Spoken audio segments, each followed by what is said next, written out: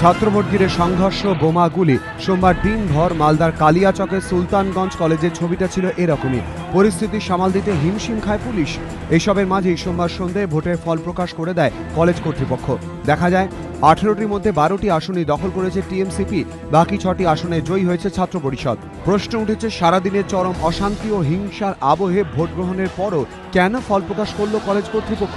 যদিও ভারপ্রাপ্ত অধ্যক্ষের সাফাই, কলেজের মধ্যে নিরাপত্তা ব্যবস্থায় কোনো খামতি ছিল না, যা হয়েছে কলেজের বাইরে। তবে মঙ্গলবার থেকে দুদিনের ছুটি ঘোষণা করেছে কলেজ কর্তৃপক্ষ। ক্যাম্পাসের বাইরে যা হয়েছে সেটা তো আমি জানি না, সে কারণ আমি ভেতরেই ছিলাম। এবার বাইরে যেটা হয়েছে সেটা যদিও দুঃখজনক, কিন্তু সেটা প্রশাসন বুঝবে। অ্যাকচুয়ালি সে ব্যাপারে আমি কিছু বলতে পারবো না। সেটা ক্যাম্পাসের বাইরে, কিন্তু ক্যাম্পাসের ভেতরটা যথেষ্টই শান্তিপূর্ণ ছিল। আমার কলেজে এই ভোট নিয়ে কিন্তু কোনো অশান্তি হয়নি। সোমবার পুলিশের সামনেই যেখানে গুলি বোমা চলে, পরিস্থিতি নিয়ন্ত্রণের শূন্যে গুলি চালাতে হয় পুলিশকে, তারপরও ঘটনায় কোনো অভিযোগই দায়ের হয়নি। জেলা পুলিশ সুপারের দাবি, কোনো পক্ষই অভিযোগ দায়ের করেনি।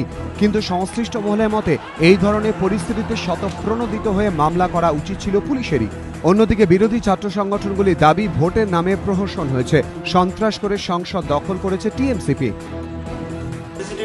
পরিষ্কার দেখা যাচ্ছে যে টিএমসিপি ছেলেপিলে কলেজে ঢুকে ব্যালট বক্স নিয়ে পালাচ্ছে। প্রথমত শাসক দলের ছাত্র সংগঠন জেলার বেশিরভাগ কলেজে দখল করে নিয়েছে। মালদা কলেজে আমাদেরকে ঢুকতে দেয়নি, ওমেন্স কলেজে আমাদেরকে মেরে ভাগিয়ে দিয়েছে। শুধু আমাদেরকে না, প্রত্যেক ছাত্র সংগঠনকে মেরে ভাগিয়ে দিয়েছে। যদিও অভিযোগ অস্বীকার করেছে তৃণমূল ছাত্র পরিষদ। মালদা জেলার ছাত্র সংসদ নির্বাচনে প্রতিটা কলেজে তৃণমূল ছাত্র পরিষদ এককভাবে প্রতিদ্বন্দ্বিতা করেছিল।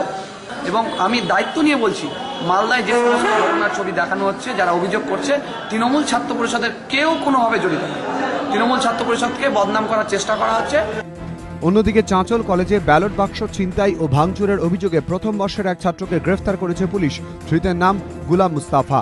বাপি নামে আরও এক ছাত্রের খোঁজে তল্লাশি চলছে। অনির্দিষ্টকালের জন্য বন্ধ করে দেওয়া হয়েছে চাঁচল কলেজ। বাতিল করা হয়েছে ভোট প্রক্রিয়াও। এবিপি আনন্দ, মালদা।